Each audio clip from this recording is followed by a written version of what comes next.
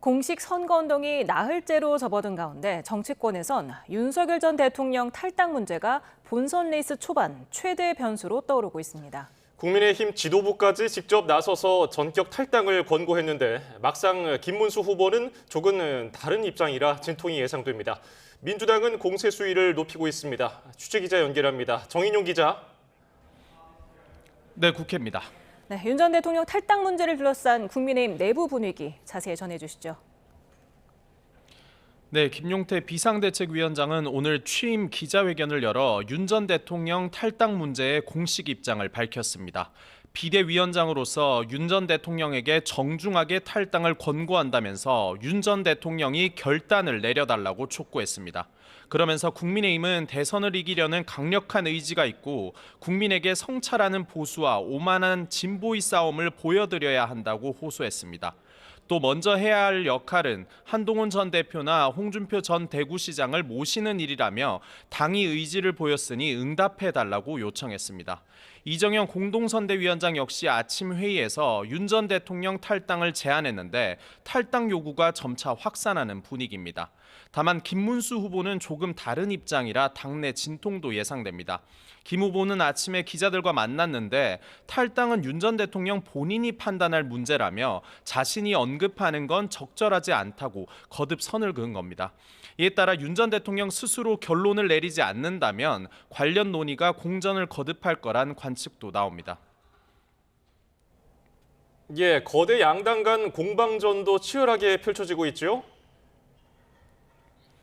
네, 그렇습니다. 민주당 선대위는 먼저 윤 전 대통령을 향해 마음에도 없는 탈당 이야기로 관심을 유도하지 말고 내란 사과나 하라고 쏘아붙였습니다. 윤 전 대통령이 자신의 거취를 김문수 후보에게 일임했다고 알려졌는데 이는 비겁하고 구차한 태도라는 겁니다.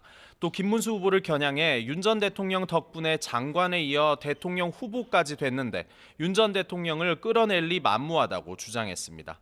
특히 국민의힘 선대위에 윤 전 대통령 법률 대리인인 석동현 변호사가 합류한 걸 놓곤 극우 내란 세력의 총결집이라고 날을 세웠습니다. 이재명 후보도 김 후보가 말로는 계엄에 사과를 해도 실천으로 이어지지 않으면 의미가 없다고 비판했습니다. 들어보겠습니다. 즉각적으로 윤석열 내란 수계 제명하십시오. 그렇게 안 하고 뭐 사과가 뭔 의미가 있어요? 나중에 가서 윤석열 잘했다 이렇게 얘기하면 또 바꿀 거 아닙니까? 반면 국민의힘 선대위는 어제 법사위에서 민주당 주도로 공직선거법 조항 가운데 행위를 삭제하는 개정안을 처리한 것을 놓고 집중 공세를 폈습니다. 해당 조항으로 이 후보가 대법원 유죄 취지 판결을 받았는데 이를 면하려고 법안을 고쳐 날치기로 통과시켰다는 겁니다. 김문수 후보는 이 후보가 자신을 재판한 사람을 탄핵하려고 하고 위반한 법도 바꾸려 한다며 역사상 이런 독재자가 있었느냐고 맹비난했습니다. 삼권 분립은 헌법의 기본 정신인데 입법으로 권력자 범죄를 삭제하고 사법부를 겁박하는 건 자유민주주의를 파괴하는 범죄라고 규정했습니다. 들어보겠습니다. 이런 사람에 대해서 우리가 응징하지 않는다면 정치가 왜 필요하고 왜 민주주의를 외칩니까? 의병이 되는 심정으로 반드시 바로잡아야 된다고 생각합니다. 국민의힘은 대법원 앞에서 의원총회를 열고 이재명 후보의 진짜 문제는 범죄를 저지르고도 반성을 안 하고 복수를 가하는 거라고 규탄하기도 했습니다. 네, 대선 주자들의 유세 행보도 살펴보죠. 새 후보 오늘 어떤 일정을 소화했습니까? 네, 먼저 이재명 후보는 영호남 화합의 상징인 경남 하동 화개장터에서 광주와 대구 출신 청년들의 고민을 청취하며 유세 일정을 시작했습니다.